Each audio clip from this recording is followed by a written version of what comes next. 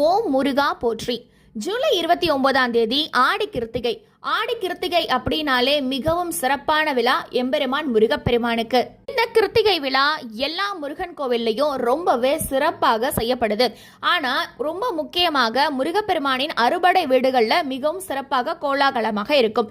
அறுபடை வீடுகள்லையும் ரொம்ப முக்கியமா சிறப்பான இடம் எது தெரியுமா?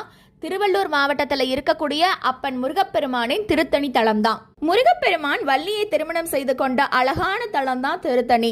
இது ஆண்டோட 365 நாட்களை நமக்கு ஞாபகப்படுத்தும் விதமாக 365 படிகளை கொண்டது இந்த திருத்தணி கோவில். இது தணிகை முருகன் கோவில் என்றும் அழைக்கப்படுது.